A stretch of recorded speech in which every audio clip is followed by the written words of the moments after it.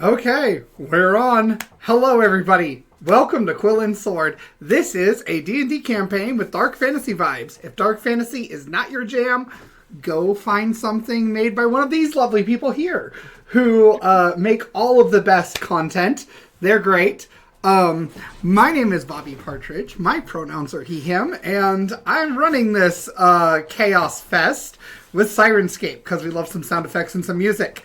I'm going to hand it off to one of these lovely people, and they will tell us who they are, anything else they want you to know about their platform, and something about what happened last time. Because we've been away for just a little bit. There's been a lot going on.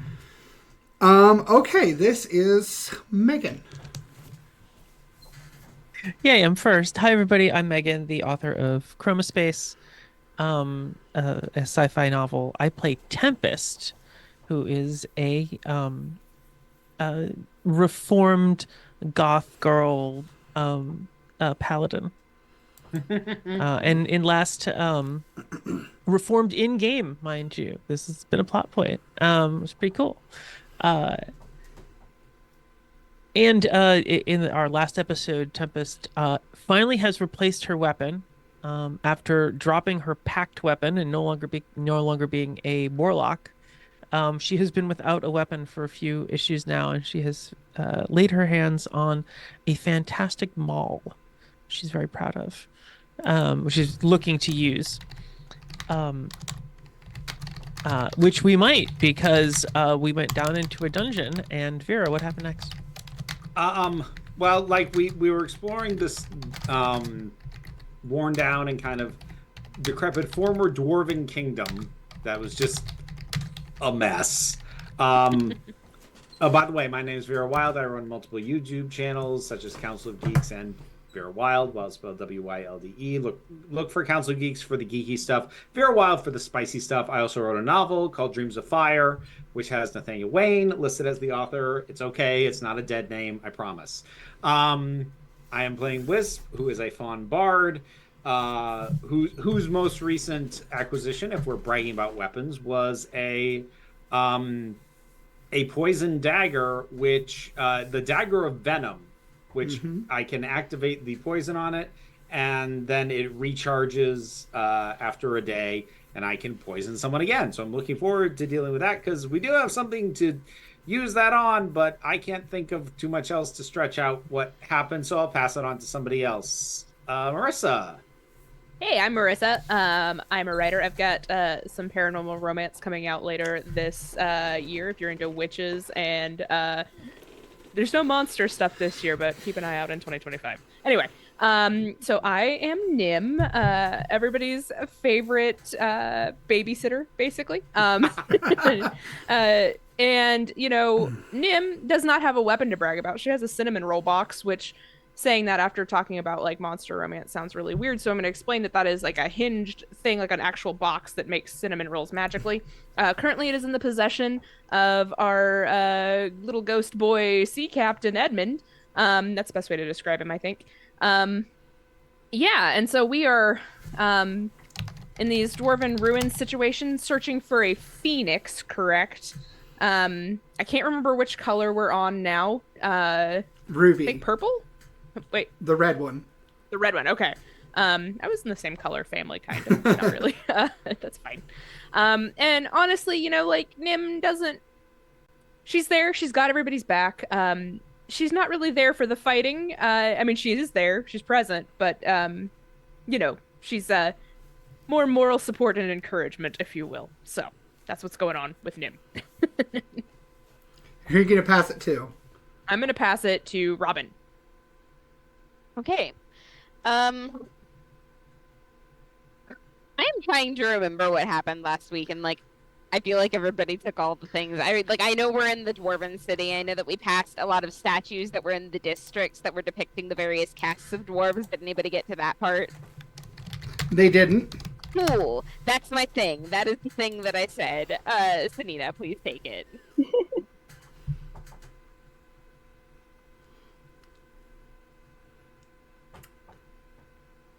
Oh, I remember the owl.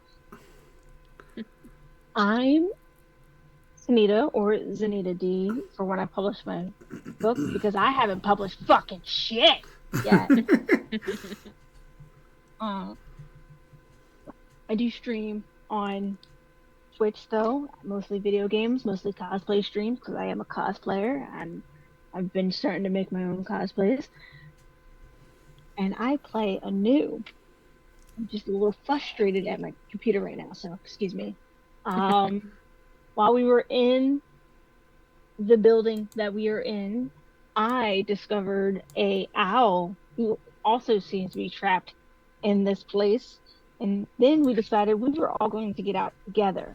But of course, before we can get out, we stumbled into a fight.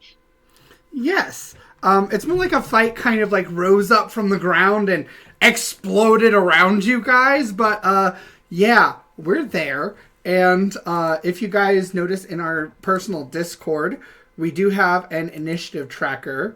So we have all that taken care of already. We do not have the initiative for this fight. So we're going to go ahead and get going on this fight with an initiative roll.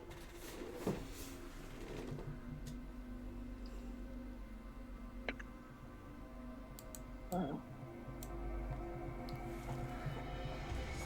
13. 13. 4. And that one, if I'm gonna nat one on something, at least it's initiative.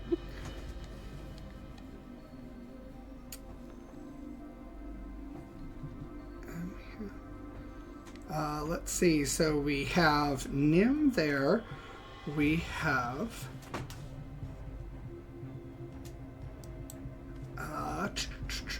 who else do we have? We have Mask down at the bottom. And then we have Tempest. Anu, what did you get? 15. Anu got 15. And then what did Wisp get?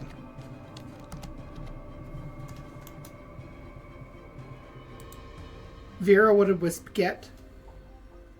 16. Sorry, I was muted. 16. Okay. 16.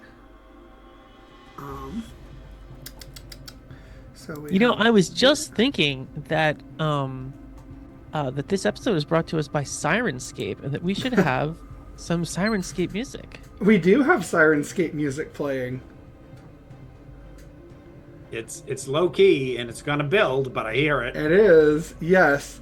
Right now I'm trying to figure out why my Discord is being a dumb. We love that for us. Okay, now I need to roll for the worm. We love our technical difficulties here. Oh, I rolled low. Funny. All right, so we have that.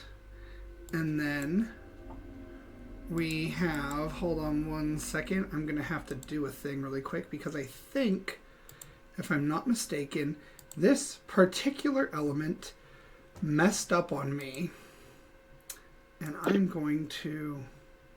Yes, this one did mess up on me. It was supposed to be a different song. Hold on one second. I'm going to fix this because I can do that really quick. And that's what I like about Syrinscape. You can do it in like 2 minutes and it's super easy.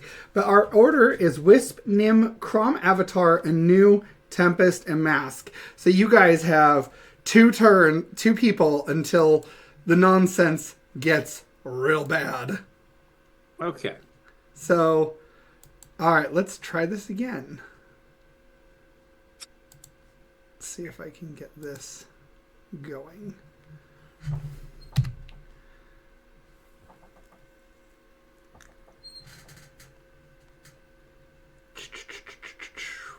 Love these technical difficulties, don't we? Oh, yeah. It's thinking about it. I think I have too many windows open. There we go. Okay. No, that's correct. And then we'll go here. And so it should play. Is it playing it? Are we listening for music? I've got nothing. Yes. I had ambiance earlier. It's gone now. Oh, I hear something. Okay. All right. One more try. There we go. This is the right one. Oh boy. Yeah. All right. Mm-hmm. So I'm up first. Yep, you're up first.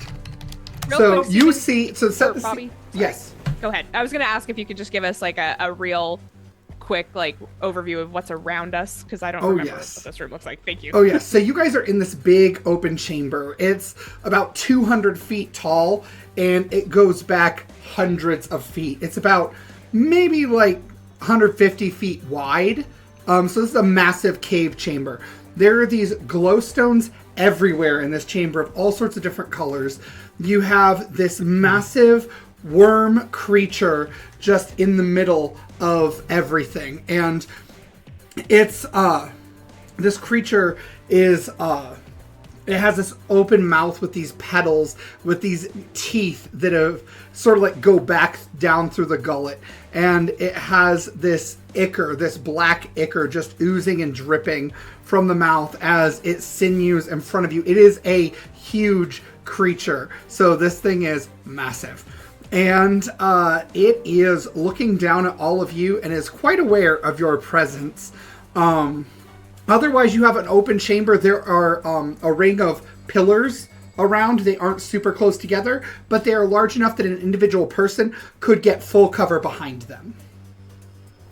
Okay. How big is this thing, and how high is the ceiling? So the ceiling is 200 feet high.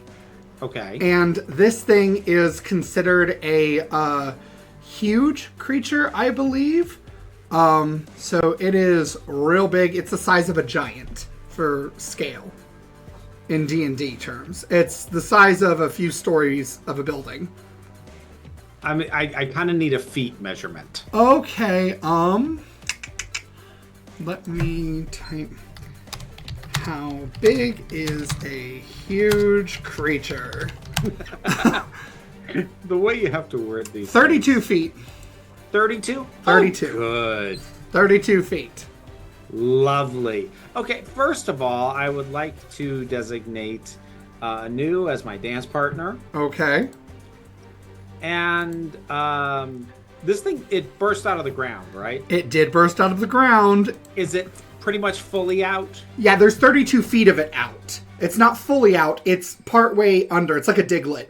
So it's got like... Diglett, trio. 32 feet of it is out. It's probably 64 feet in total length. Oh, I wonder if what I'm going to do is going to work or not then. Give me a second. Okay. How? Okay. You know what? I'm going to try it anyway. Okay. It'll have to make a dex save, but I'll try it. Okay. I want to reverse gravity on this thing. Oh my gosh. Okay. Oh, that's not super great. Let's see. That is a 13. That's a fail. So,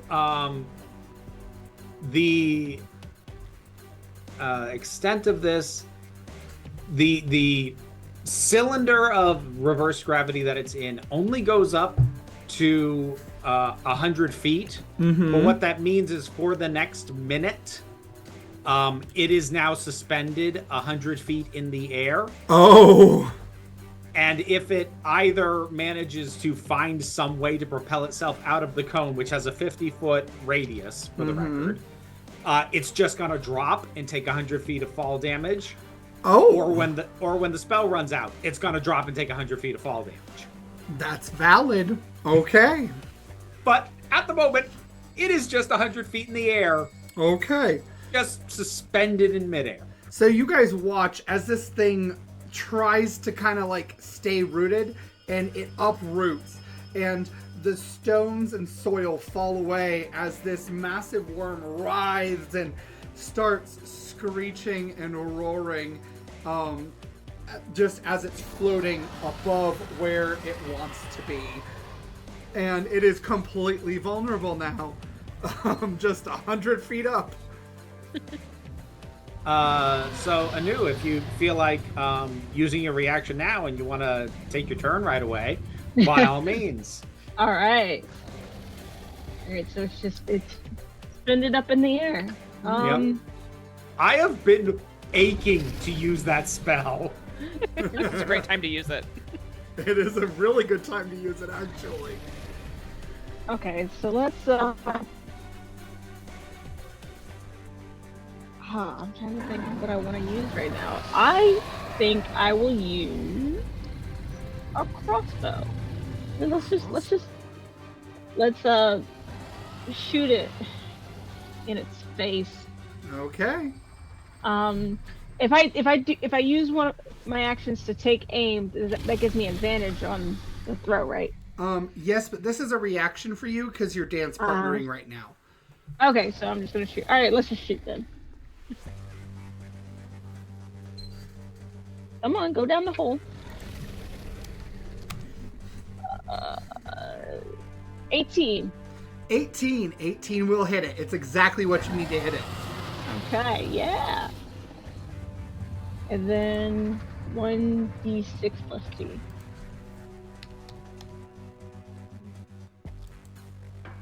4. 4. Okay. My crossbow sounds weak as fuck. I mean, well, don't I get like advantage or something? Is it seeing me? Do I get sneak attack? It can. Oh, it can't sense you. It has tremor sense. It's blind. It's blind. Oh my gosh. This is awful. Oh my goodness. So let's. It has try tremor that. sense out to 500 feet. Okay, cool. So now Doesn't matter. It's not touching the ground. 2, 4, 6, 8. It's not in the ground, so I do since get my it's sneak blinded, attack. you have advantage. Yay! All right, so that means. That means you get to add your sneak attack as well, Yeah. and you All might right. get a crit. Man. All right, I have to roll these regularly. Vera just picked the perfect thing to shut this thing down before it can get started. It was a real good move. Mm-hmm. All right, let's Man. see. 6. Yeah, that 12, roaring worm is exactly 18. what I'm feeling right now. 22, 23, 23. 23 will hit. So what's your damage roll? My damage roll is 8d6 for the sneak attack, and then it's 1d6 plus 2 for the crossbow. Yep. So you're rolling 96 plus 2. 96 plus 2. Cool. This is like the same amount of power as a fireball, just so you guys know. We're bringing it in. We're bringing it back.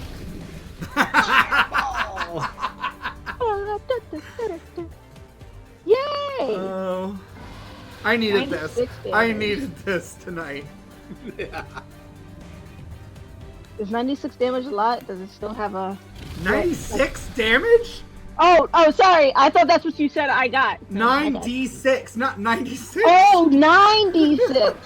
Okay. Enunciation. Yes. I mean, honestly, I'm cool with 96 96. dice. I think that stands. 9 6. Oh, I dropped 2. That's fine. I'll reroll. Okay.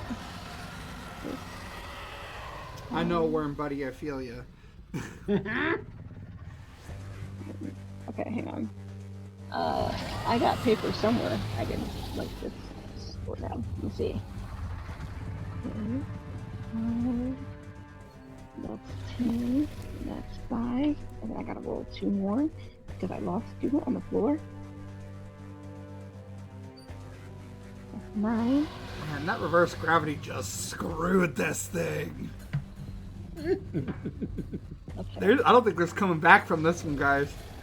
I'm fine with that. I'm fine. Oh, my bad. least- It's 38. 38. Okay, so describe for me how you deal 38 damage to this thing. I think I'm gonna take my crossbow, aim it directly between its eyes, because that's just a very... It doesn't have eyes. Oh, it's just a worm face? Yeah. I thought even worms have eyes. Okay. And right on top of its head. Okay, so you pierce, and this silvered bolt goes right through the head, and you see just like this trail of leaking black ichor that starts syruping out of this wound now. Delicious. And next up, we Now it have looks like the face of Zelda. Nim. So are there any rocks at my disposal or like chunks of like, like broken masonry or anything like that? Absolutely, absolutely. You can find whatever you want with that. Okay. But it is 100 feet in the air, correct? Yes. Okay.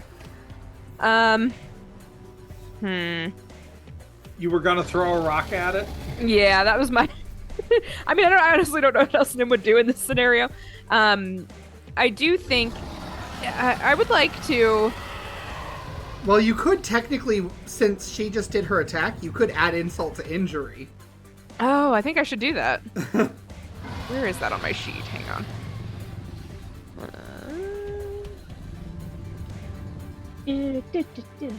There it is. Okay. Yeah, let's do some insult to injury. So, from attacker spell, you can use your reaction to cause the creature to take additional psychic damage equal to your charisma modifier. So, +3. +3. 3 more damage. I'm just gonna yell up at it. You're a stupid worm.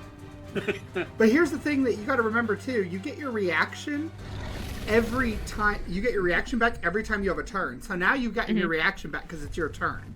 Oh. So then you can do it again. Oh. Yeah. Okay. Yeah, I would like to insult it one more time. Okay. You can absolutely do that. And are you at the level where you got the vicious mockery that's non-magical now? I don't think so. Is that... You're Hang on, let me over check 15. Yeah, you have it. Maybe you don't have it in the document that I gave you. I don't think I do. Okay, yeah, you can do vicious mockery, but it's not magical for you for the purposes of calculating anti-magic and stuff like that. But it still overcomes magic resistance. Okay. Yeah. Can I just mock viciously can mock? absolutely viciously mock it. And it got a 5. So yeah, it fails. Okay. So Do I have to roll anything or? You deal 3d4 plus your charisma modifier. 3d4. Hang on. These bad boys.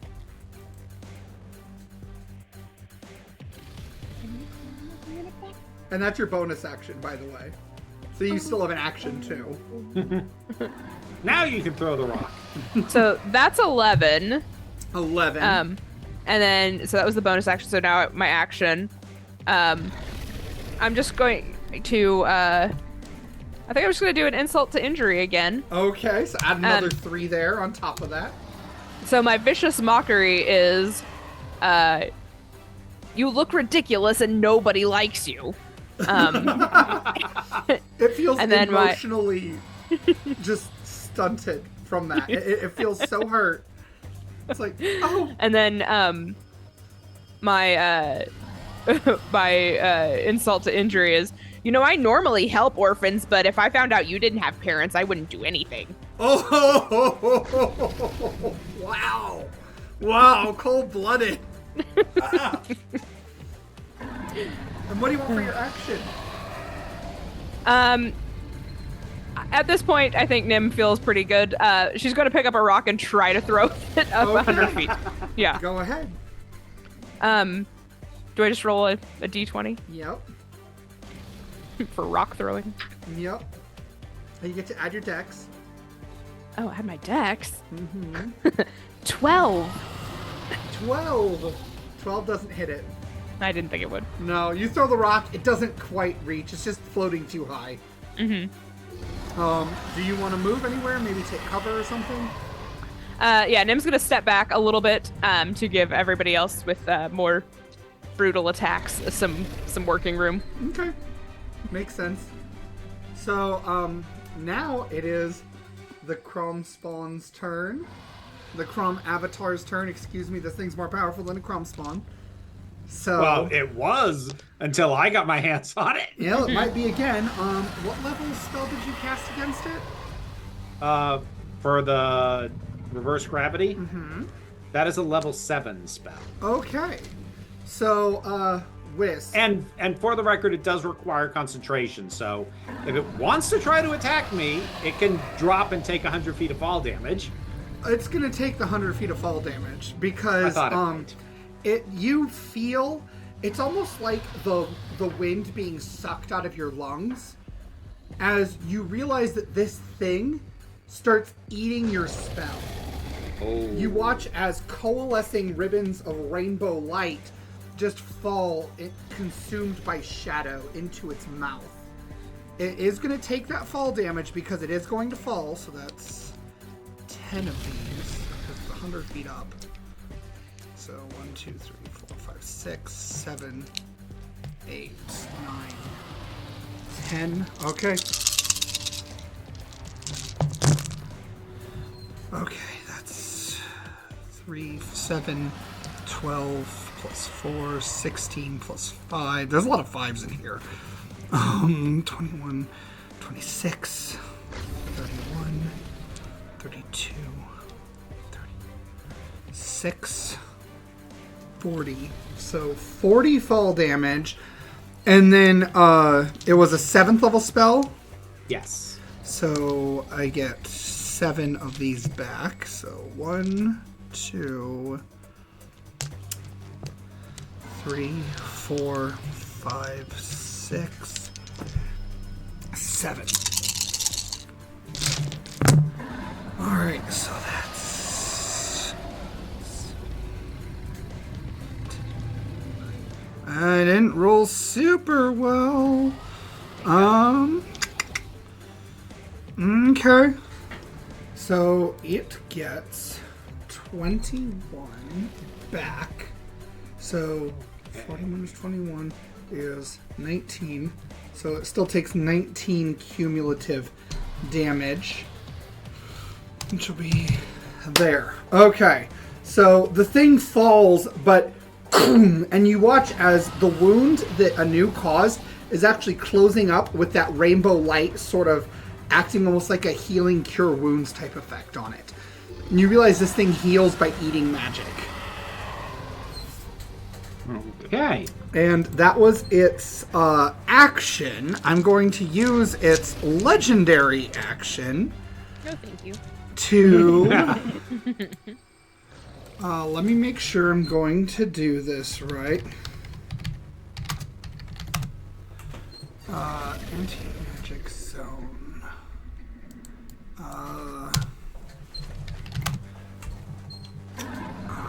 Zone of truth, no.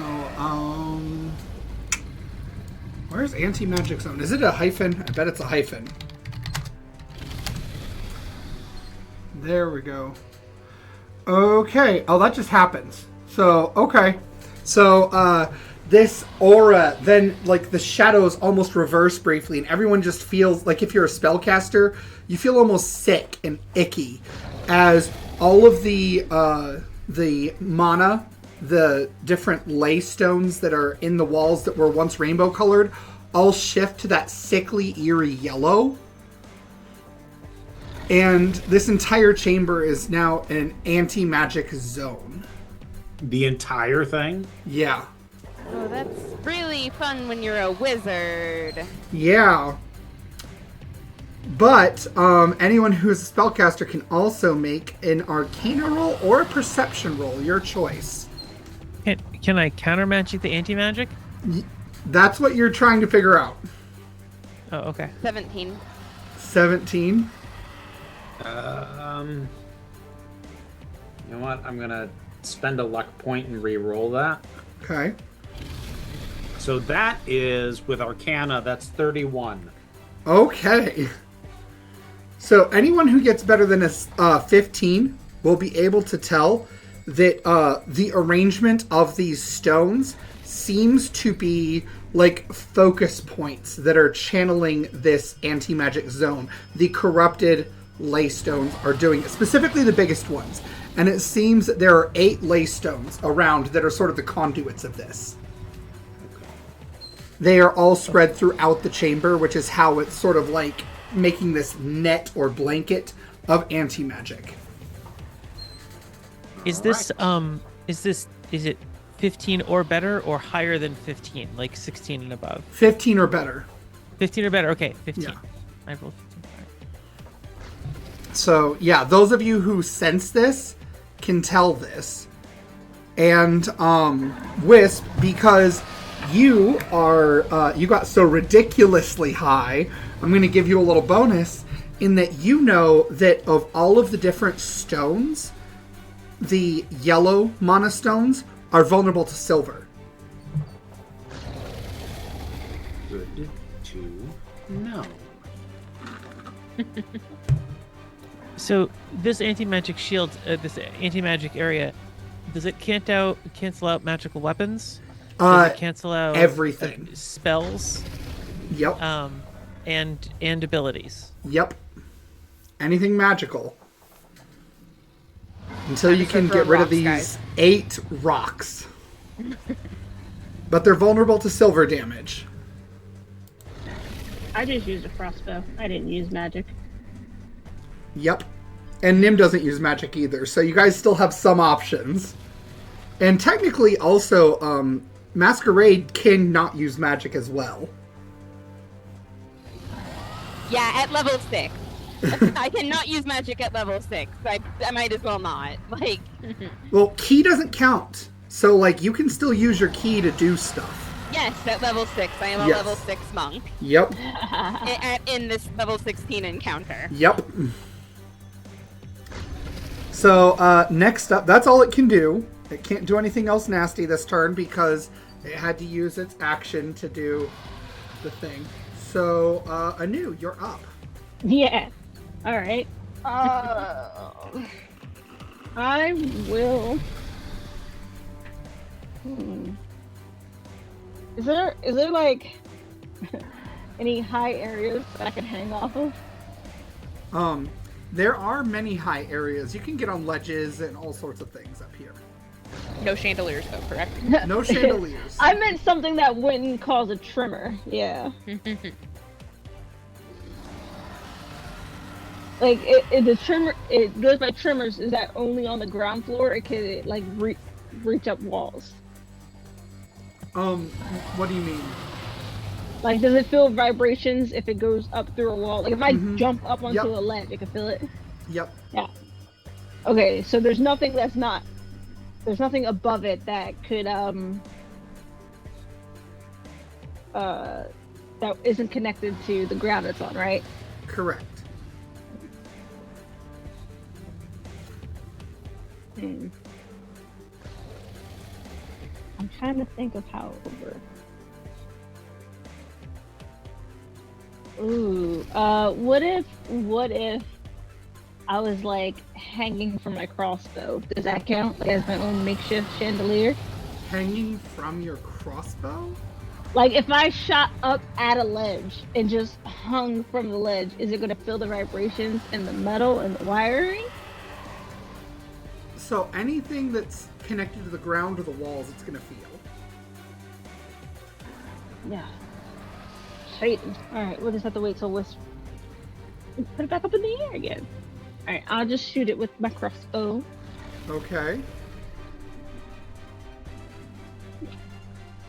It is not blinded anymore, so you don't have advantage, and you don't get sneak attack. Okay. You know what? I do know how to get advantage. I'm just gonna call out Nuka and have him flutter in the air, and then I'll do it. Aha! There we go. Nice. So you're gonna summon your drag. Oh, your dragon's put away, isn't he? You can't. You can't how- summon him right now. He's trapped. It's magic, right? Yep. And if all magic, Oh, I right. have He's a trapped million right questions now. about this. Like, what happens to our bags of holding? What happens to you? Like, there's. Yeah. All right. Saying, start throwing rocks. That's all we got. All right. That's fine. You mean the silver? We'll just do crossbow damage. I'm gonna take aim as Okay. my one action, and then I'll get advantage that way. Great.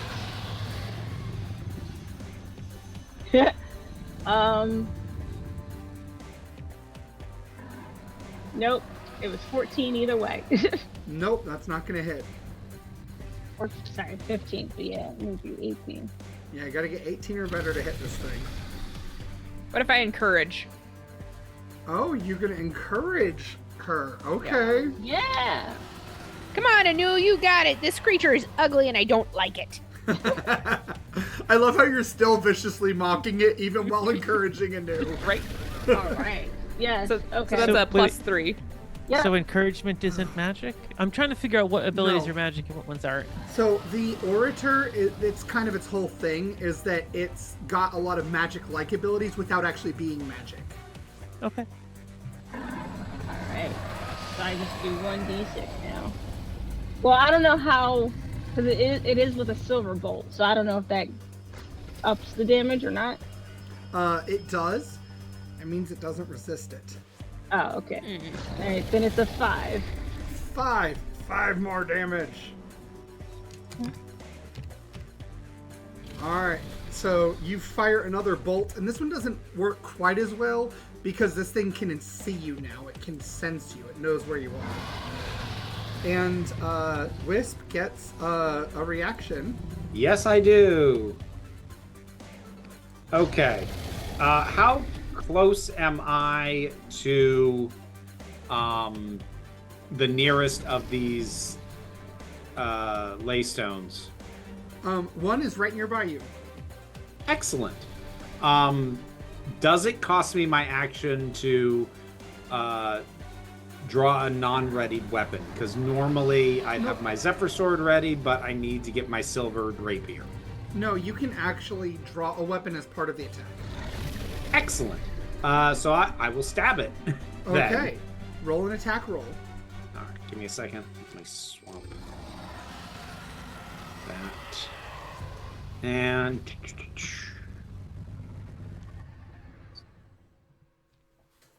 23. Absolutely hits.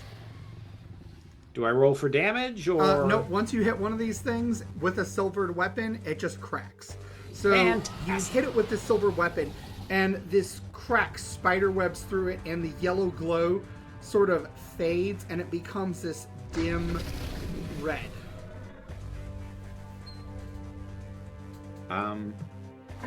That's it. That's all I've got right now. All right, and you guys, those of you who are spellcasters can sense part of that webbing, part of that blanket has weakened.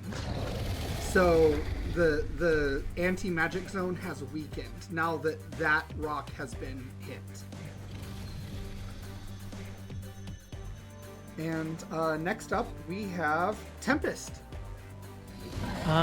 Yeah, I think is there one of these stones near Tempest?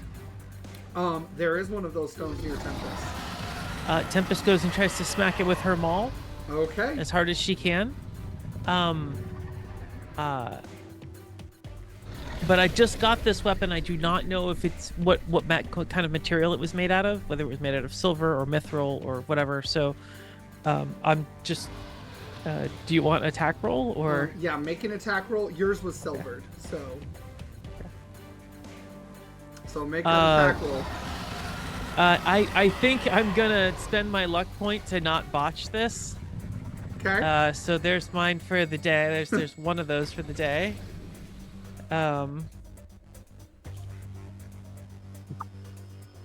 Okay. Well, I just rolled 2 ones in a row. Wow. Looks like that attack misses. Okay. Oh, So no. you hit the mace twice with double natural ones, and I'm gonna give you a choice here. You can choose for the mace to get stuck in the rock, and you can deactivate the rock, but you lose the mace for the turn. Or you can toss the mace across the room. The mall? Or the mall, yeah. I will happily let them all be stuck. Okay, so you do whack it really good into that rock, and the cracks just... But in the same process, that maul just gets wedged in there, and it's stuck in the hole that it made.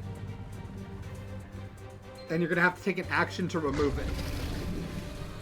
Okay. I'm not gonna bother. If I use all of my movement, can I get to another one? Yes, you can. Okay, I'll just leave them all there, and I'll roll over and grab a knife from my belt and use my second attack to attempt to crack that one. Okay. Go ahead and make an attack roll. Okay, that's If you get better than a 10, you hit it. okay, yeah, 14. Okay. Yeah. So, Plus you 11. succeed. Yes. Okay.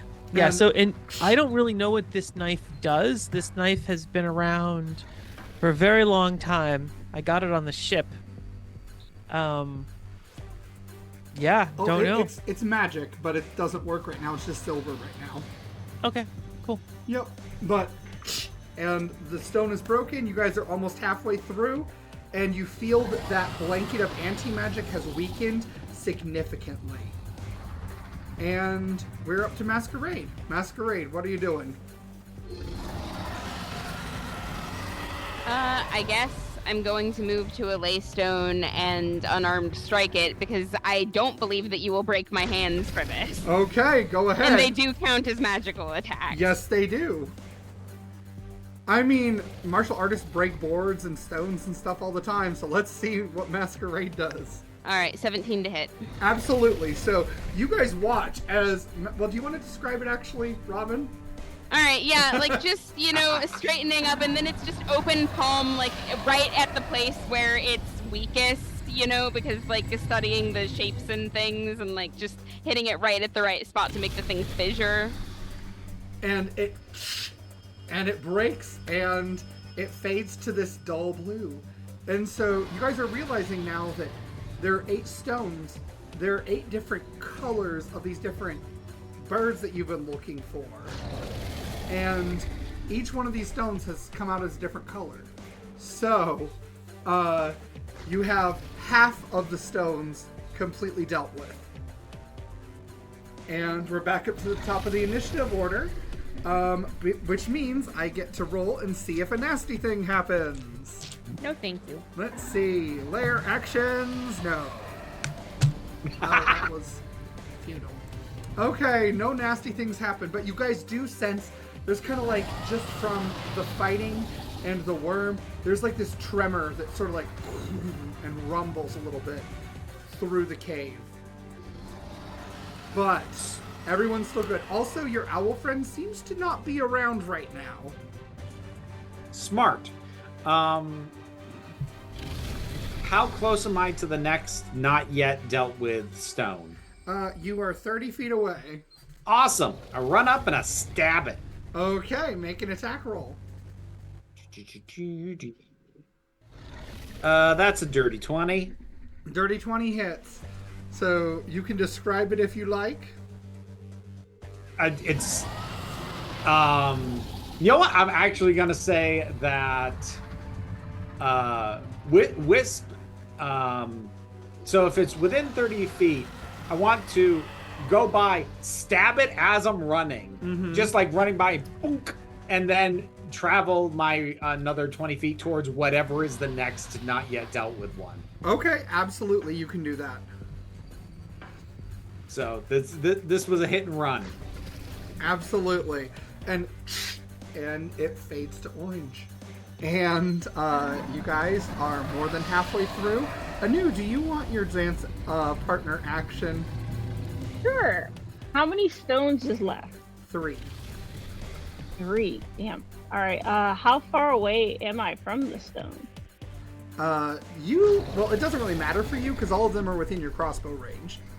Oh, right. Okay. I'll do that then. I will shoot it with my crossbow. Okay. Got it. I'm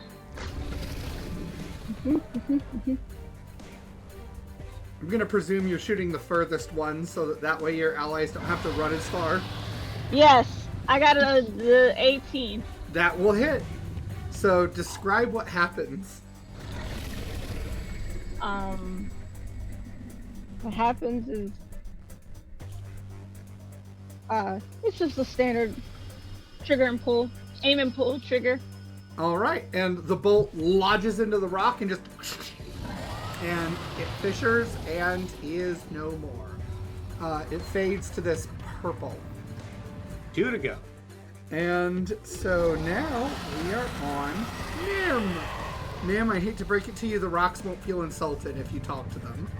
What if I throw another rock at them, though? That probably won't work. Okay. I mean, But the worm seemed very hurt by your words. your vicious mockery is not magical. You can keep going. Yeah, you can do your vicious mockery.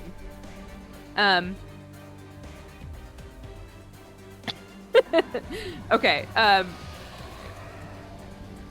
random question, but there's a reason for it. In this story universe, we don't have the same stories per se that we have in our world, do we? No, not really, but you can make something up if you want. Okay. Well, I'm gonna pretend that this is a ballad that we've all heard many a time. The Ballad of Tremors. So, I'm going to stare at that stupid worm and tell it, if 2 rednecks in the land of Arizona could kill a Tremors, what are you even doing against us? And that's where I'll leave it. I assume we have rednecks in this universe. It's fine. Sure. Yeah. So go ahead and roll your 3d4 Oh, that's right. and add your charisma modifier.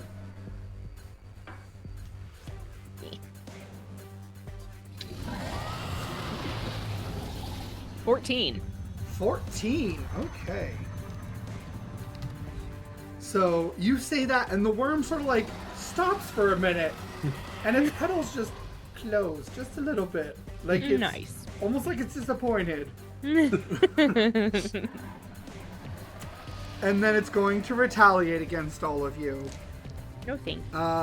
And nobody cast magic, so it can't recover, which is kind of a blessing. And it's gonna go for the one that keeps shooting it. So it is going to, no. It's going to dive underground. That's what it's gonna do. This creature and dives underground into the hole, and you guys feel rumbling in the tunnels.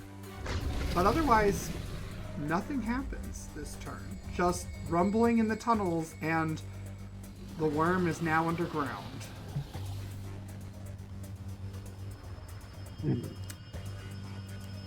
And it's a news turn. We're still in combat, though. Yeah. Yep. Oh, lovely. How does this work? How are you going to get the thing back from underground?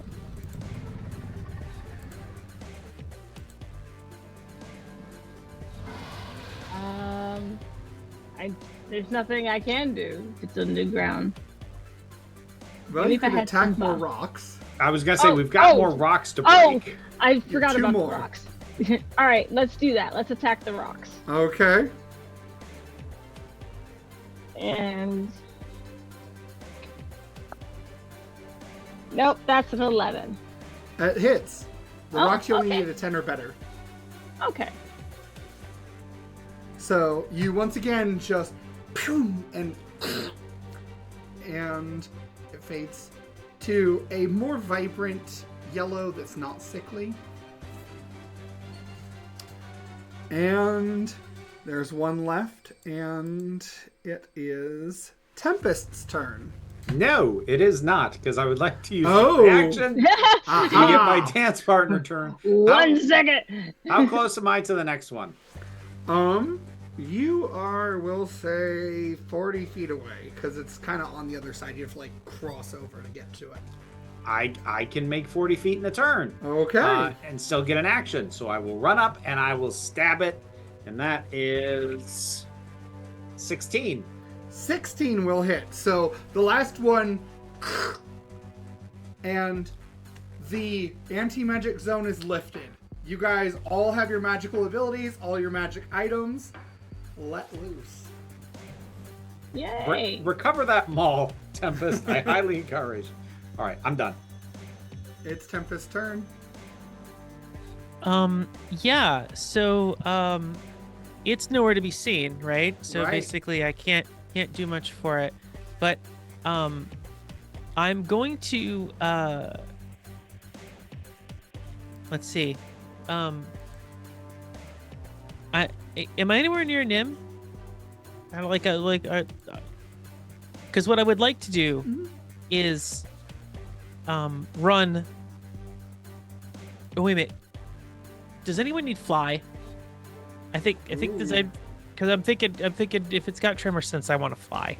And if I'm Okay. gonna cast it, I can put it on 2 people because I'll do twin spell. So if anyone doesn't have the ability to fly, I mean, mask in theory can, because you mastered mimicking the gargoyles. Nim, you never really learned doing wings, did you? No. Nim Okay, doesn't like to draw So attention. only 2 of the party can fly. But we have Nuka. That's true. Yeah. Although not till a new gets to go again. But yes, in theory.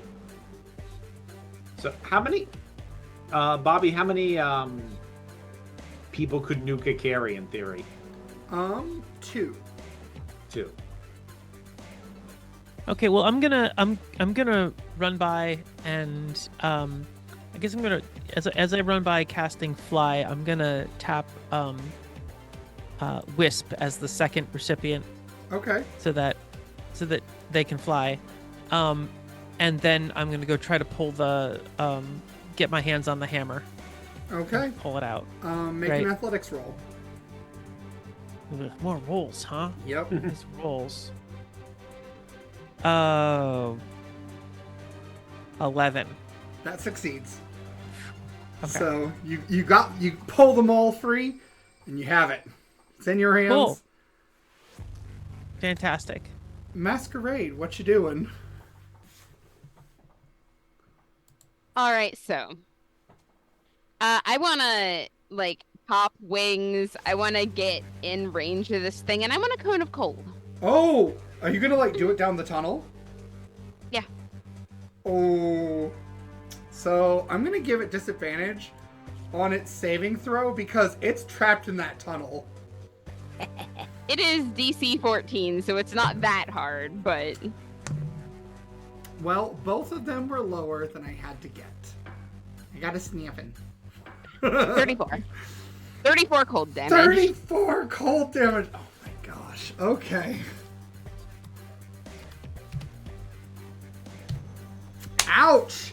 This thing is now bloodied. So you hear this creature just from underneath. You hear this loud screech of pain. And it's the end of the round. Anew. I need a dexterity saving throw.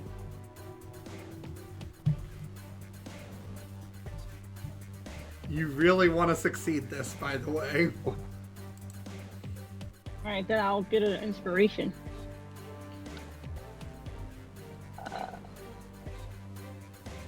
25. 25. So you guys watch with horror as this worm emerges from underneath where Anu is, and it tries to swallow her. And she pushes off of the mouth just as the petals close. And it does not swallow her and instead swallows a chunk of the ledge she was on. Anu, I need you to make an acrobatics check to not take fall damage.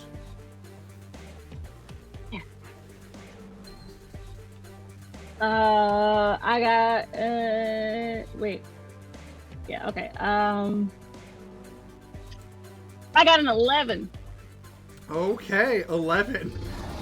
So, you need to be take encouraged. 5 bludgeoning fall damage. No, I have 115 health points, so I'm good. Oh wait, No, do you have that's the good. rogue thing where you don't take as much damage from falling? Where Or is would that that thief be? thing? I'm not sure. Where would that be? That might be a thief thing. It'll be under your features. Alright, features and traits. Arcana Trickster, Mage, Uncanny Dodge, half damage, evasion. When you are subjected to an effect that allows you to make a dex saving throw to only take half damage, you instead take no damage if you succeed on the saving throw and only half if you fail. I will let you apply that here, so you take 2 damage instead of 5. Okay. Or the other one's like when you make an ability check that lets you add proficiency bonus. Right now, I don't think that's perfect. No, that's expertise. Okay. So, yeah, you just take 2 damage instead of 5. Okay. So, yeah, that's all. You got out of that real well, actually. And we're back up to the top. Wisp, you're up. What are you doing? Okay, so this thing is now above ground again, yes? It is above ground. Okay. So, you know what? Like, I know it could conceivably get some points back from trying to eat this, but I'm also thinking about what these things tend to be weak to. I feel like casting Sunbeam at it. Of course you are. And I'd like to do that at 8th level. Of course you would. Is that a saving throw or an attack roll? That is a Constitution saving throw of 16. 16. Hold on a second. Where's my thing? I have to show you this because you won't believe it. So let me pull up my little camera here, see if I can get to focus. I don't know if you can see it super well in this picture. Let's see. I'm gonna put it in the Discord. Oh, you can't see it real well because my phone doesn't like to be that close up. It's okay. I'll just tell you. I rolled a 1. So Okay, so that's going to be full damage.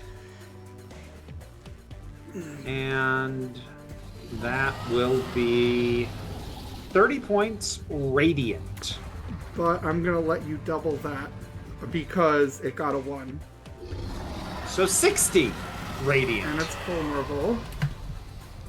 So how much? So 120. God damn. That's Yo, great. are we on the red bar yet? So Is it still standing? Or slithering or whatever it does. you caused it to have 3 health less, so it's dead. So I want you to describe for me what you do to this thing.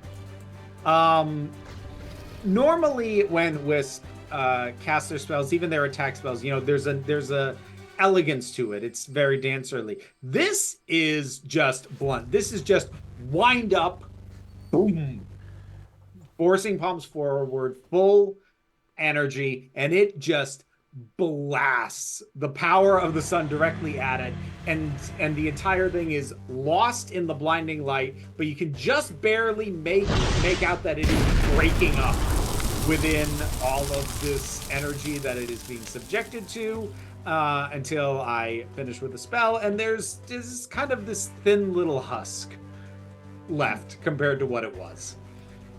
Yeah, you guys are no longer in combat with the Crom Avatar. And in fact, you guys see what was in its gullet that only someone who'd been swallowed would have found otherwise. There is a what looks like an egg-shaped thing made of red gemstone, it looks like. Beauty. So, yeah, you guys defeated the Crom Avatar and you found the Ruby Phoenix egg. Nim goes up to that husk and grabs the Ruby Phoenix egg and just looks at the husk and says, "I'm not even going to remember you." She really likes to mock. It feels viciously mocked, even from beyond the grave.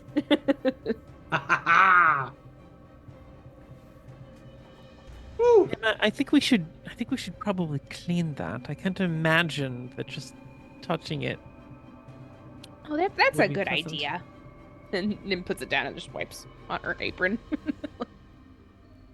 Yeah. Ugh. Anyone know what happened to our friend? I'm sure I'm sure he got scared off.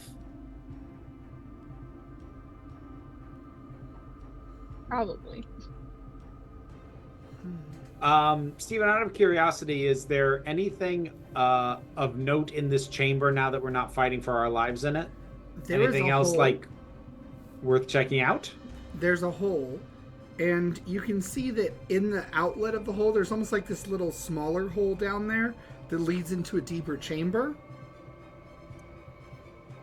And there is also a lot of dwarven relics in this area. This was a sacred place at one point.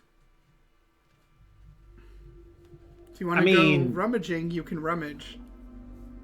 They're not using them. Anyone who wants to rummage, make an investigation roll. All right. Let's rummage. Investigation. That's a dirty 20. I'm I sorry? nat one. You nat one? Okay. T8. I got an 8. 13. Okay. So, we'll start with Wisp, and I'll kind of work my way around as I... Actually, we'll start with Nim, and we'll work my way around, so we'll come to Robin last. So, Nim, give me a D8 roll. You keep asking for all these random dice that I got. I know. Oh, 8. 8! Okay. Roll again. You roll twice. 2. 2 and what? Oh. And the previous roll or another roll? Another roll, yeah. 5. 5.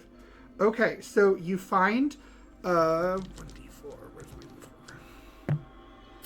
1 greater healing potion, Ooh, delightful. or potion of greater healing, superior healing. And you also find a belt. This belt has a face that looks very much like a dwarven face embossed on the buckle. Okay. Do I notice anything else about this belt? Does it have like holsters, or is there like, rooms for pouches or whatnot? It does have loops for pouches and things. But go ahead and give me an Arcana check to see if you know what this is.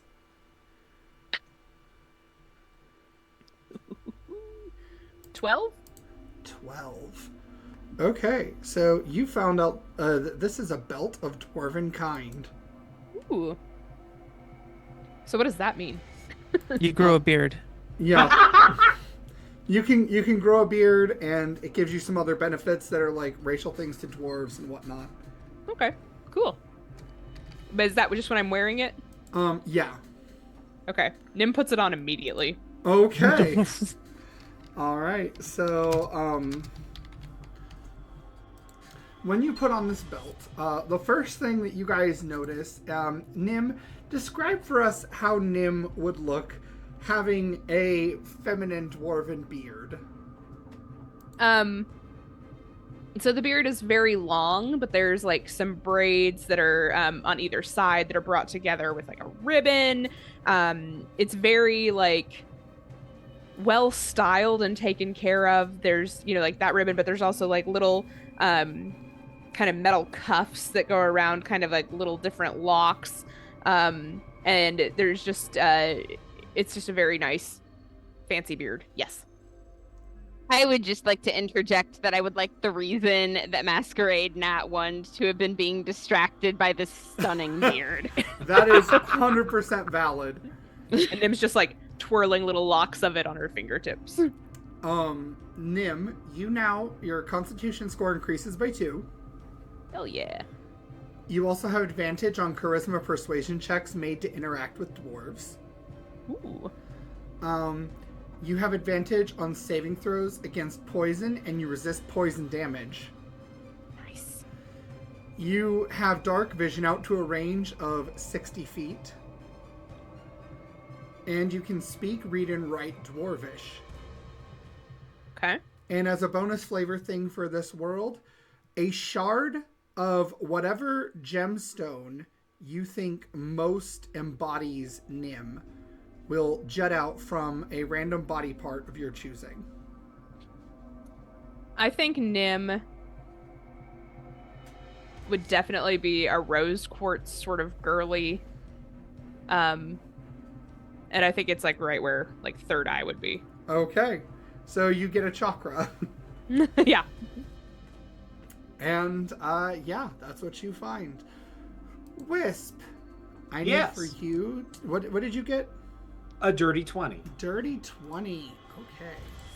I need you to roll a d10 for me, please. D10. 9. 9. Okay. Ooh, okay. Okay. So you find a book.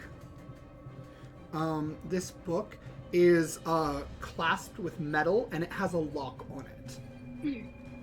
It looks fairly ordinary, except for the metal bits that are holding it in place to be locked, and it's got like a metal framing around it. Okay.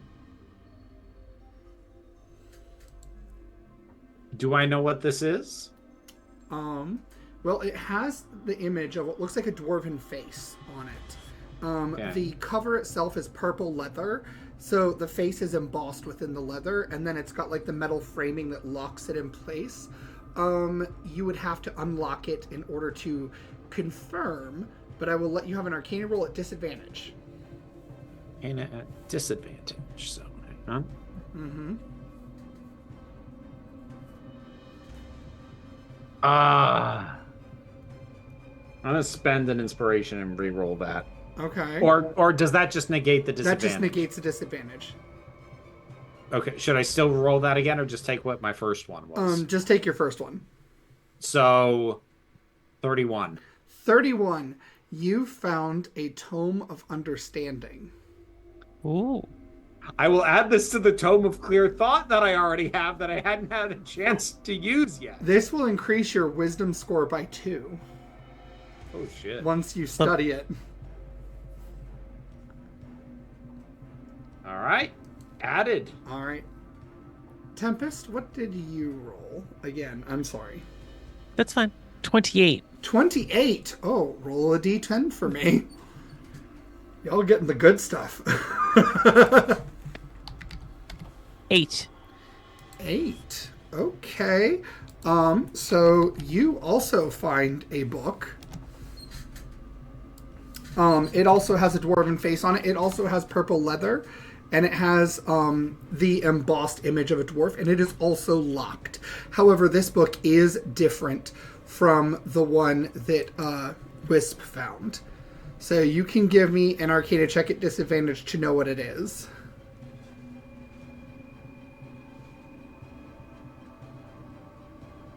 Hold on. That was a... Got it. 5.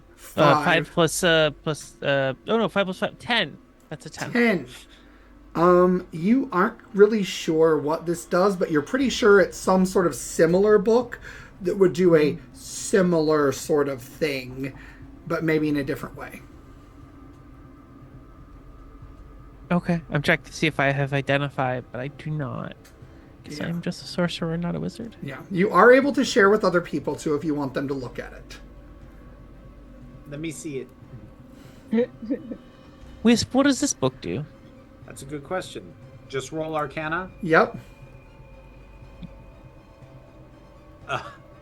31. Okay.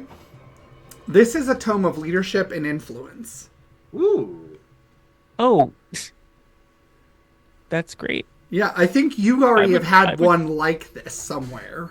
I have. Could Yeah. I have another? Is This that is the within rules dwarven to one. have a second Yep. one? Mm-hmm. It doesn't give you a beard, does it? No, it doesn't. Okay.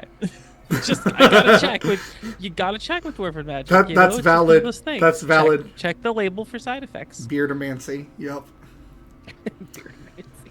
All right, Anu, what did you get? I got an 8. An 8. Okay. So, go ahead and roll a d6 for me. Right. D6. Yep. I'm sorry, d8. D8. Oh. I lied. D8. Don't pay attention to me. I don't know what I'm talking about. I'm just the DM. Yay, I got a 2. A 2! Do I get another book? Yeah. You don't get a book. You get... Hold on, I have to pull this one. That's the wrong one. Do I get a worm thing?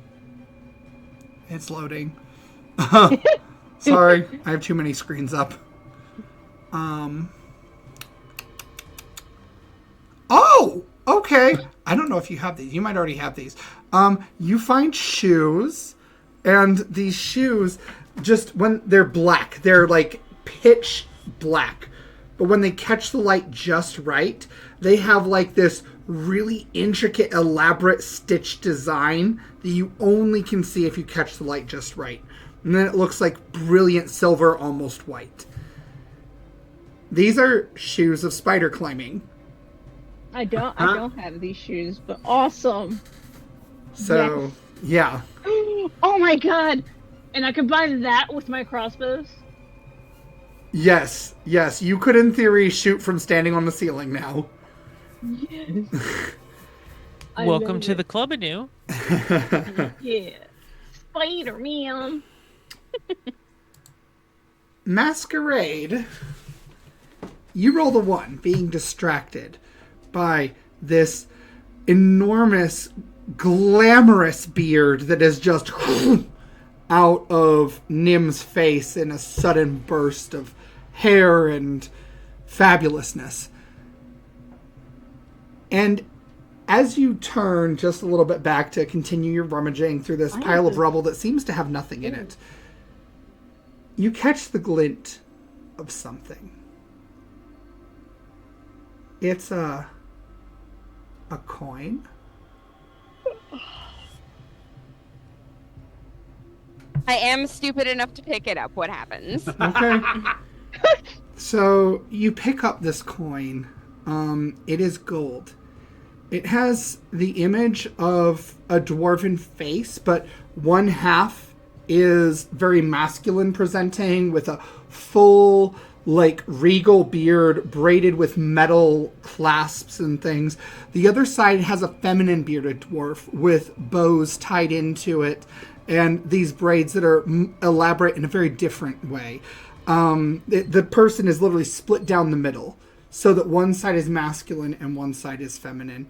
And when you flip the coin over on the other side, there are little gemstones inlaid in it that have each of the gems that the dwarves naturally manifest, minus the colorless ones.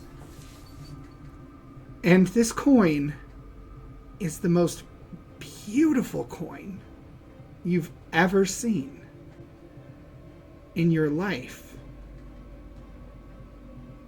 It's so beautiful.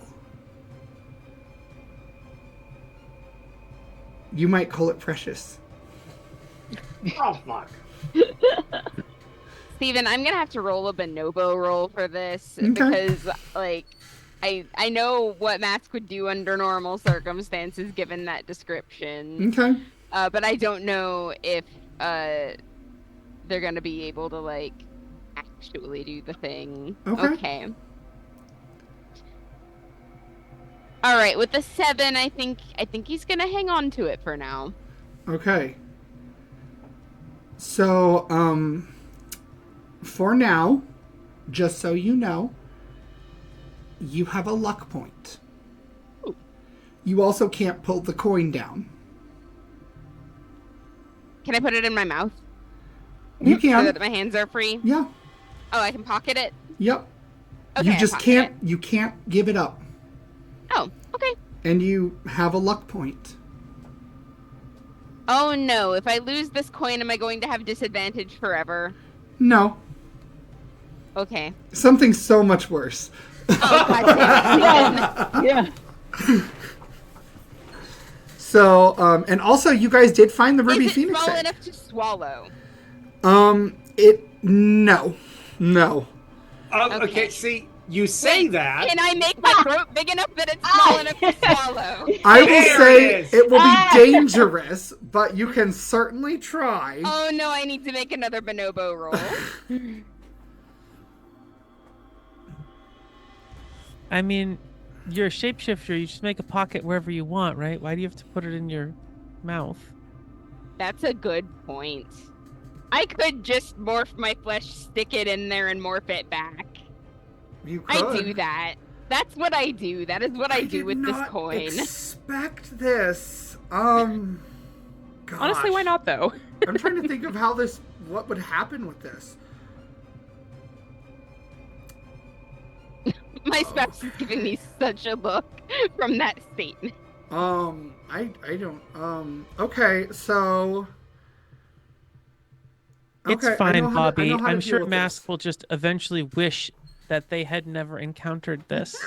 Alexa, play coin operated boy. So, you are enamored of this coin. It is the best coin. And as you assimilate it into your being, a few different things happen. Oh no. The first one is, you gain a cantrip. You can cast Sapping Sting as a bonus action. Cool. You also gain Vampiric Touch. I have that already. In that case, you get to pick another spell because you have that one through this now. Awesome. And, you need to make a Charisma saving throw for me, please. Okay.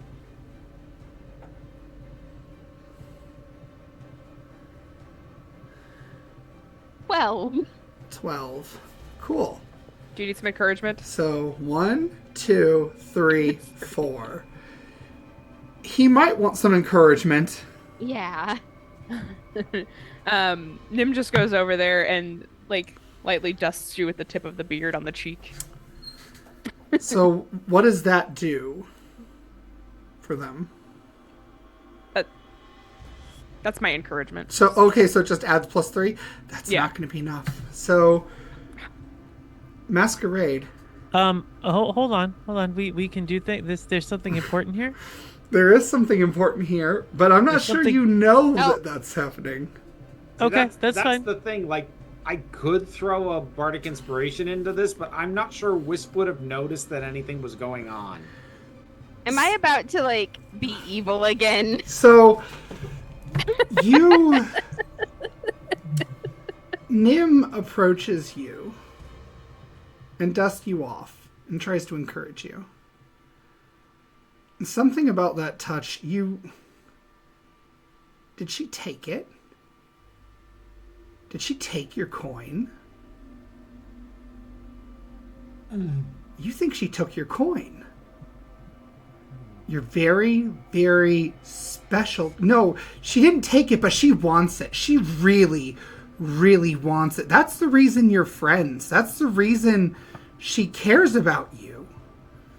She knew you were going to get this coin, and she wants this coin from you. Okay, let me level with you. I understand the level of obsession that we are discussing here, but I don't think you understand the level of obsession that Mask has with Nim. Yeah, I will agree with that, and I think that's fair, which is going to allow you to react however you want, knowing that both of these two truths exist simultaneously in your head. You do with that what you will. You're not compelled to do anything. And I'm just This is just what you got. And like assessing her and thinking about this, and Masquerade does like the only thing that Masquerade would do in a situation like this, and then mutters something along the lines of, "Well, I guess you're just going to have to marry me so it can belong to both of us." Woo! And Nim says, "I what? So what can belong?" No, that was a terrible proposal. Let me do that again later. And then just wanders off. And then Nim just turns to everybody and says, "What? What? Did you hear? Is Mask okay? What? Did the worm?" Very obviously not okay, but you can see the hamster wheel turning. Did the worm poison us? Is it my beard? I mean, it was a really nice beard. Well, thank you. I like it a lot. Never taking it off. Well, I guess, you know what? Maybe we should get back, to the boat and deal with this later. I don't think we need to be in this creepy place any longer. We've got our egg, right? We do, yes. Although, Bobby, you noted, that there was, another inner chamber thing through the hole. Mm-hmm. I'm not going to jump down, but I want to look down. I want to send some dancing lights and see what I can see. Okay. If you need somebody with dark dwarf vision, I know just the Nim for you. So you send these lights down, and as you send them down and you poke your head down this hole, that's when it hits you. The acrid smell of undeath. As you send the lights down there, you see roiling and writhing bodies on top of one another of all manner of crom spawn. There are boggarts, there are zombies, there are harpies, there's everything you can imagine all down here. They're sleeping, they're dormant, but they're still kind of even in their sleep, which is fitful and restless, clawing at things, occasionally cackling, scratching, chittering. Just shadowed thousands upon hundreds of thousands of bodies all piled like bees in a nest.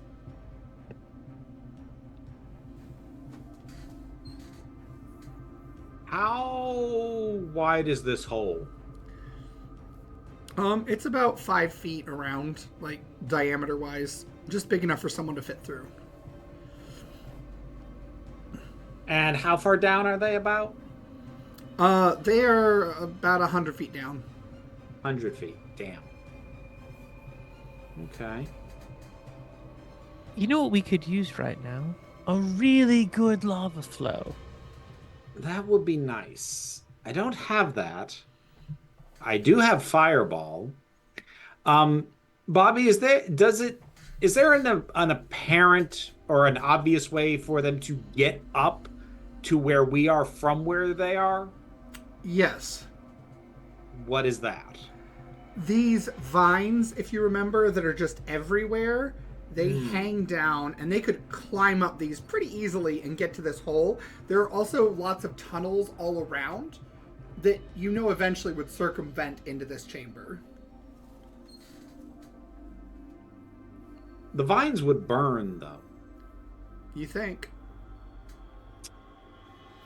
So, I hate to spoil everybody's celebration, but I can't help but feel that between having currently element of surprise and being able to bottleneck them, we might be better dealing with this than leaving this. Never put off till tomorrow what you can uncrom spawn today.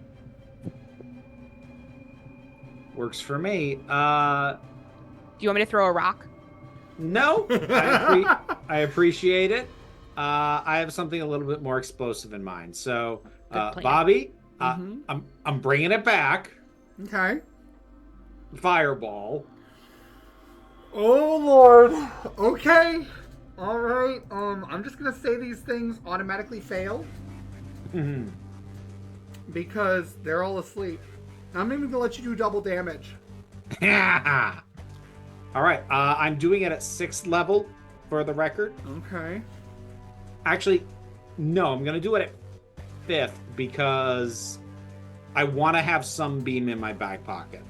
Okay. All right, so we're gonna do it at 5th level, and that is 33 on the die.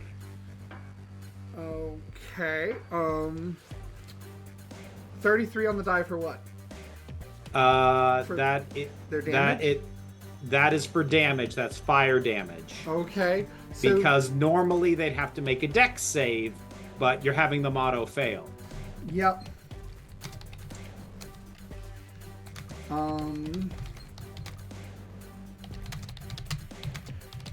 How many feet cube is that? How much radius? Checking that. It is, so it has, that's 150 foot range, 20 foot radius sphere.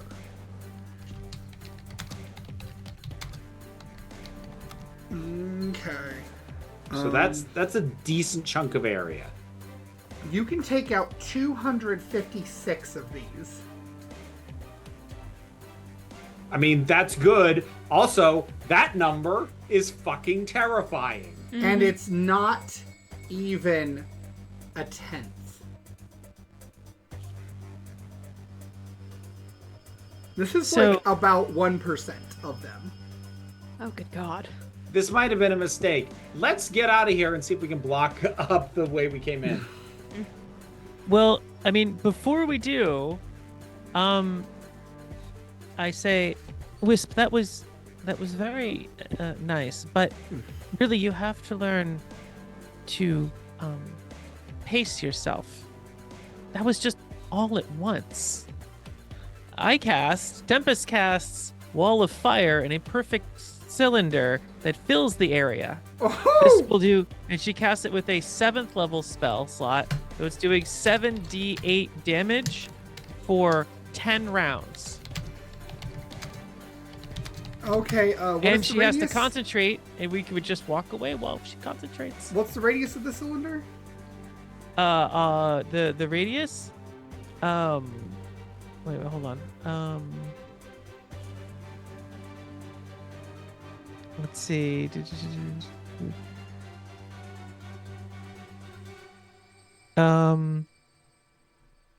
Let's see. Oh, it's it gives me like 3 different ways to do this. I could have Okay. sworn there was just an area.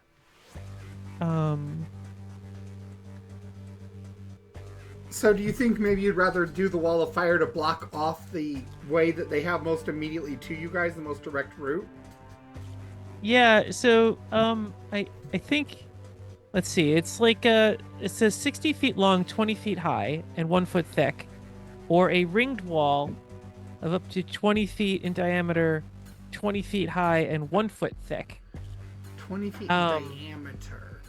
So Yeah. So that's a 10-foot radius. So we'll say you could catch another half again of what Wisp did.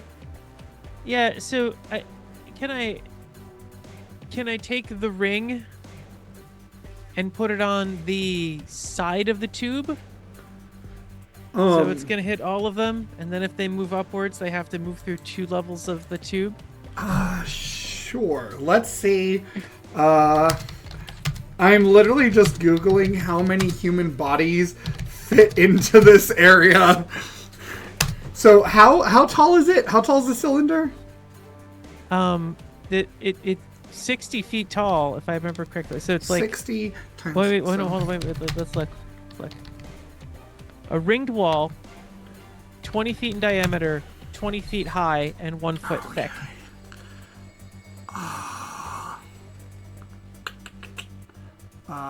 So that would be...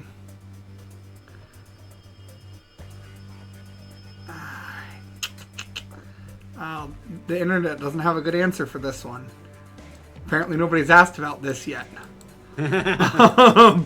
So, okay, well, I'm gonna say we're just gonna take the amount that Wisp did, and we'll multiply it by a die 6 roll. How about that?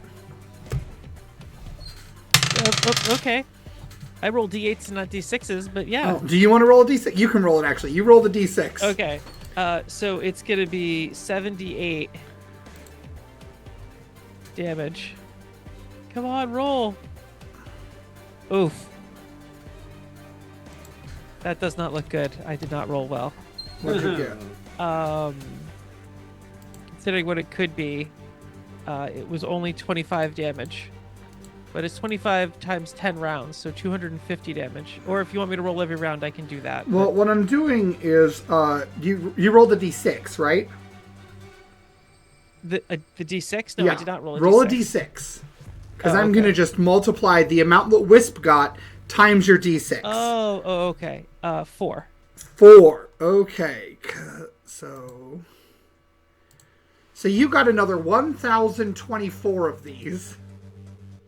Woohoo! Over that amount, which is about 4%.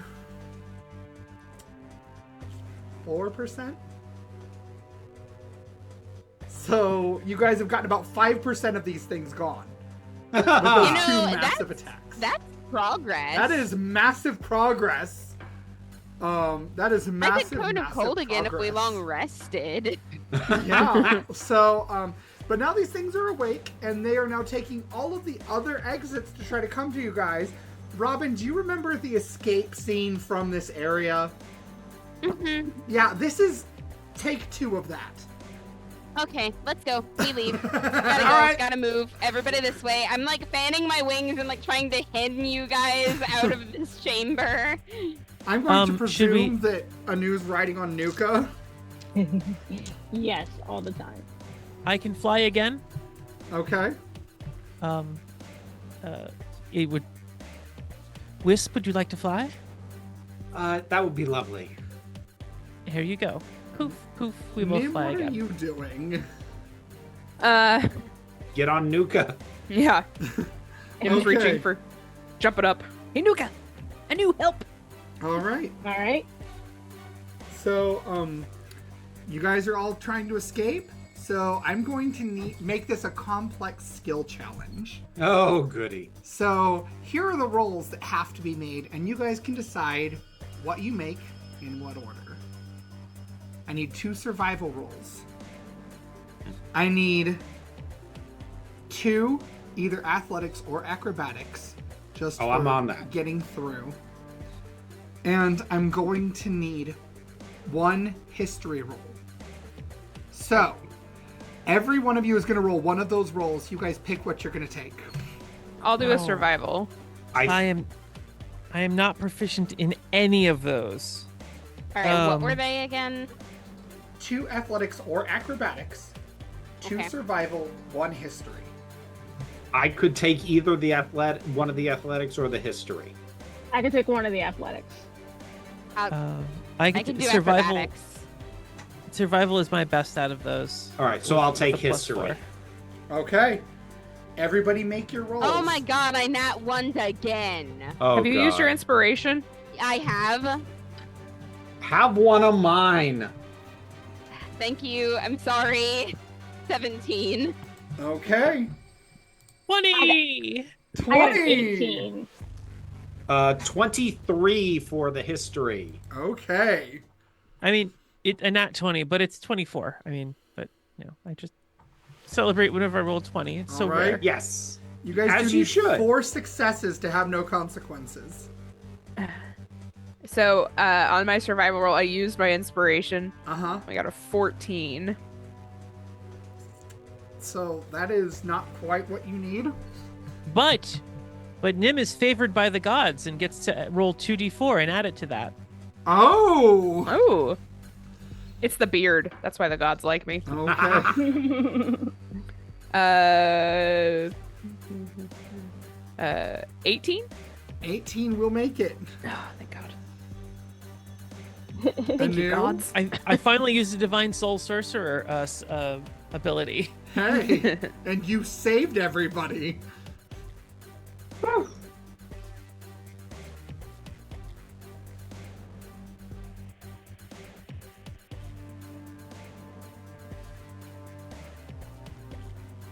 Anu, what did you get? Oh, I thought you heard me. I got an 18. 18. Okay. So, among all of your rolls, you guys make it to the entrance point of the Dwarven City. And as you are weaving through this labyrinthine city itself that once was a thriving metropolis, you see monsters start pouring from the walls, both behind you and to the sides. These creatures are awakened everywhere as you try to dodge and avoid as much as you can. You come to the entrance. You are literally at the bottom of this massive stairway that leads you to the main entrance of the Dwarven City, where you see these monsters start pouring from the walls where the double doors would close off the city, or the city gates. And I'm going to need one of you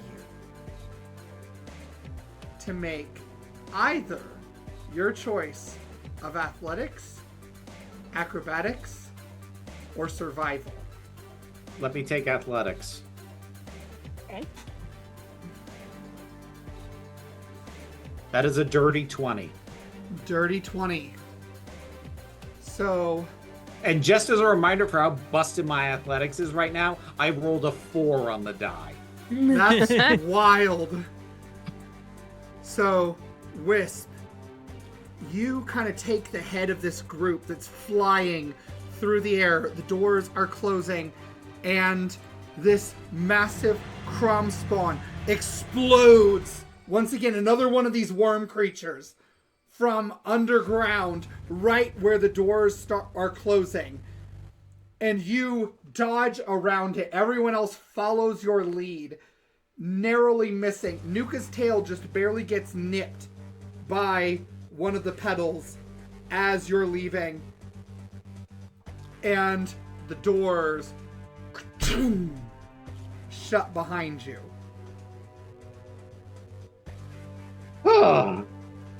And you guys are now in the piney, snowy forests of the mountains. The We're gonna Obsidian need a bigger Mountains. fireball. Yeah. Much bigger fireball. That was my bad. Apologies. Well, it was like shooting fish in a barrel. What did we expect? I didn't know there were going to be that many fish. Yes, yes, I know. Oh, I still think the volcano idea is a good one, a sound one. We should find a way to summon a volcano right there. we'll work on that.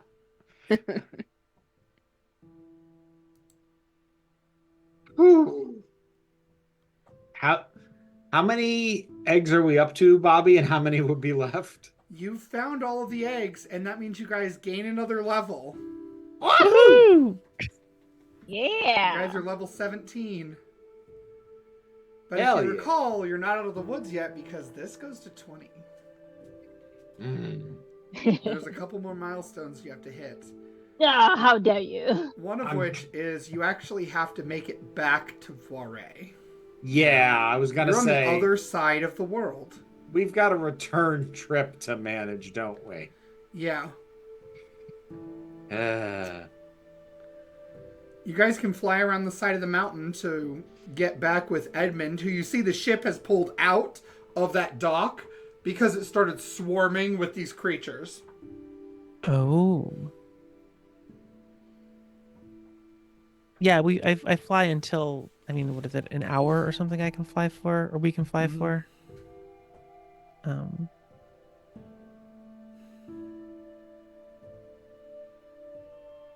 So you guys have all of the phoenixes where you know where they are, but one of them is unhatched, and one of them is housed in a little girl. Right. I forgot about that. Wait, what? Was that before my time? Yeah. Giselle is adorable, and she's a bit of a firebug, and we love her very dearly. Giselle? Oh, okay. She made the bad cookies. Yeah. Yeah. Yeah, no, I know who Giselle is. Yeah. Yeah. I did not know that Giselle had anything to do with the phoenixes. Mm-hmm. Honestly, I forgot. I did too. She's just pretty Same. great on her own. Like, I Mhm. didn't need her to be possessed by a phoenix to want to protect her with my life. Mm-hmm. So yeah, you guys Okay, have like, all I guess of the we- eggs, or all the phoenixes, I should say. You have one egg. Nim has it, I Okay. think, right? Just to be clear. Mhm. Yep. Yeah. Okay. Wrapped in my apron. Okay.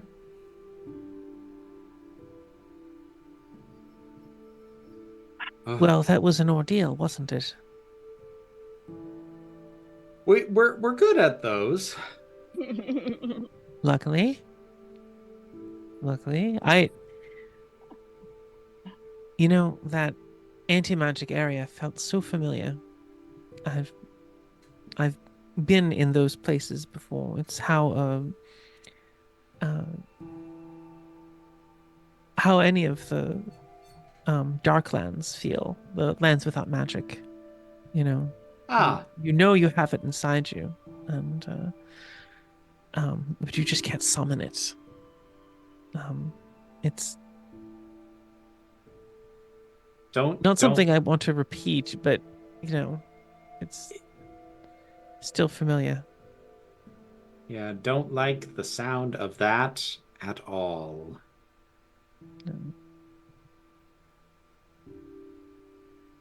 I'm glad we were able to destroy it, but in the future we should think about maybe shielding ourselves from things like that. I don't know if you have that magic here. Before, I've seen people package up a bit of magic that you could crack open when you needed it. It lasts for just a moment, but it breaks through these things. And that's how I got off that planet. That's how I got out of that realm. Sorry, realm shouldn't be planet. That's how I got out of that realm. Someone had something wrapped up nice and safe.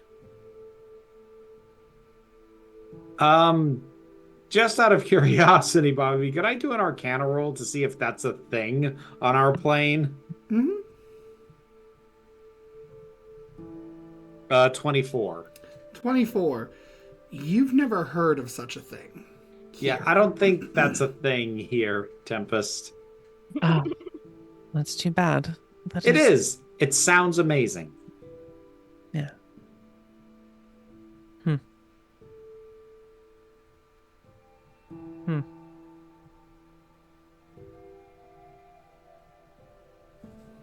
So, I guess we get back to the ship and work on getting back. Yes, back to VERA, right? Yes. And travel all the way back to, well, the beginning of my adventure, yeah. And then I believe you have a cinnamon roll box to get back. Mm-hmm. Absolutely. I'm feeling peckish, and I worry that Edmund has a bit of a sugar high at the moment, so we should return. No, maybe he rotted all his teeth out. Oh, well, maybe we should And let they him keep eating. Fell out. That would be terrible. I mean, maybe it's for the best. So you guys board the ship. The first thing you'll notice is there are half-eaten cinnamon rolls everywhere. It's almost like he would carry it around and eat it, set it down, forget it was there, and then pull out another one because he couldn't find that last one, eat a little bit, and then set it down, and then forget it was there. So just they're half-eaten cinnamon rolls in the most bizarre places. Like, they're on the crates. There's, like, 4 in the crow's nest. No idea what happened there. There's, like, one on either side of where the steering wheel is on that railing. Just all sorts of places. And the ghostly crew is going about their ghostly duties as Edmund is at the helm, just kind of steering along with a cinnamon roll hanging from his mouth, needle teeth intact.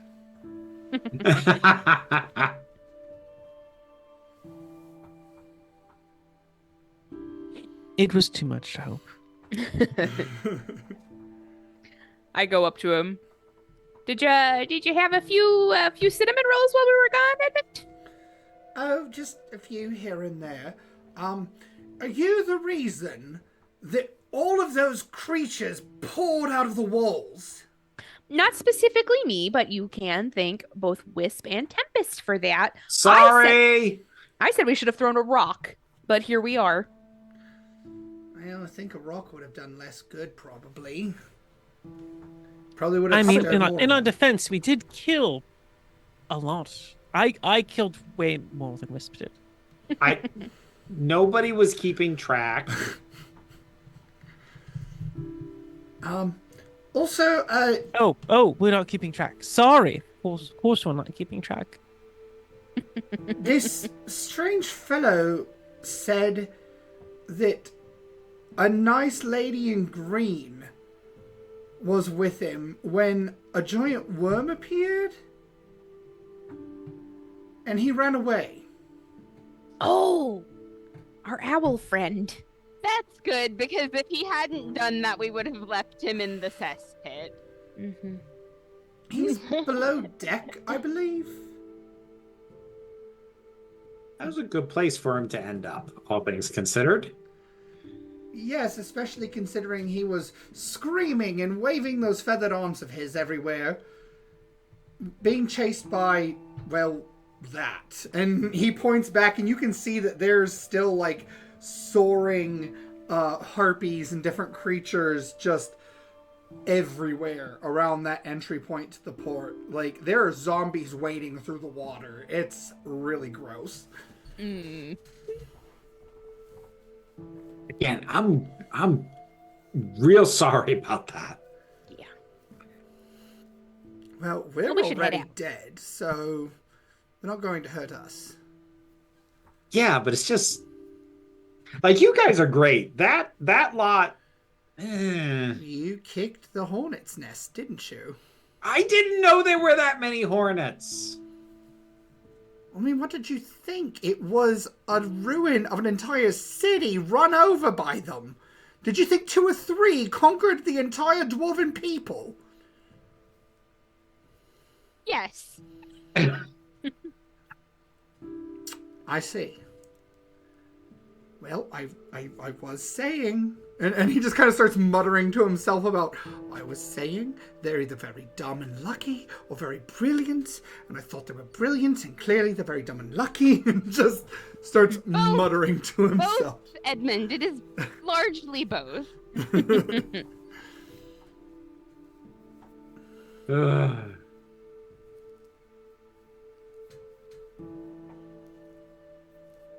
Oh, by the way, you can thank your red friend. He warned us that those things were coming, so we were able to set sail and shove off quickly. Oops, I was looking at the I stream. probably shouldn't thank Big Red. That seems like it would be a bad idea. You know, given the cosmic nature of thanks and debt, yeah, probably. I will tell him that I appreciate it.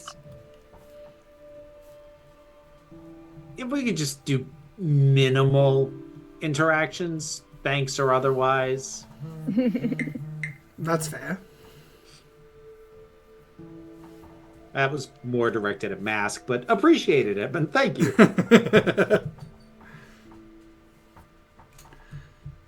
So, where are we off to now? Did you get what you came for, at least? We did. Show him. And I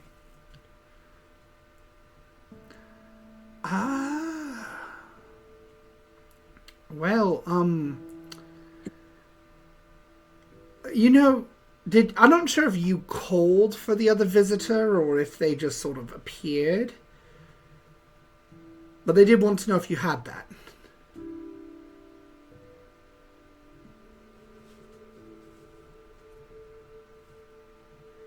Interesting. Well, Edmund, do you think we can head back in the direction of Voiré? Sure. She did say for you to come see her down below, though. I'll set the course. Visitor. Yes, the visitor. Okay. All of better- us? A red visitor and a green visitor. Yes. How'd you know? You just said. I'm just making sure. So, there was a red visitor, Yes. a green visitor, and Yes. our owl friend. Yes. Just making sure. Thank you. Anyone else? And he pauses for a moment, takes another cinnamon roll out of the box, starts chewing on it. No, that's it. Okay. And I put out my hand for the cinnamon roll box. And you see that he sets the cinnamon roll he was eating down, looks at the box, looks at you. There's that childlike, like puppy dog eyes for like 2 seconds. He opens the box like 4 times and takes 4 more cinnamon rolls and then hands it back. I'll definitely let you hold it next time we have to get off the boat. I would like that. And then he starts eating cinnamon rolls dual wielding style. Dual wielding cinnamon rolls. Living the dream.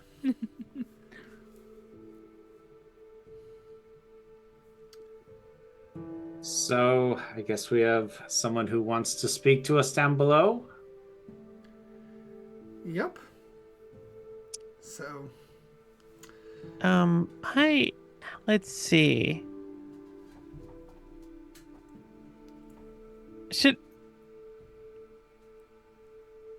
Tempest is thinking to herself, Zone of Truth, is that a... That's something I should be casting, she's thinking to herself. Nah. okay. Okay. So, you guys, go down below, I presume?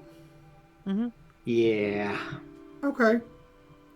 And, as you go down below, you open the door, and when you open the door, and you close it behind you, as you're going into the below deck area, instead, you find that you aren't below deck. You are in a very, probably for Wisp, uncomfortably familiar hut. Yay. Ah. Just, Uh-huh.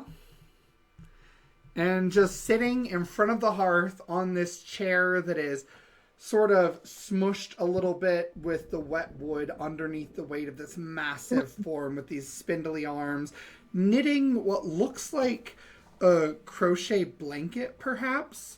Just sitting in front of the fire, kind of rocking back and forth on this tiny, for her form, rocking chair, is the familiar Baba. And she kind of turns as you shut the door. Welcome. We have things to discuss. And that is where we'll leave it out. Of course. So, thank you guys for watching. Thank you to my players for being wonderful as always and for causing endless mayhem. Love it. Yeah, follow these great people all over the internet and not in the creepy way. And until next time, everybody, whether it's on the page or at the table, tell your story your way.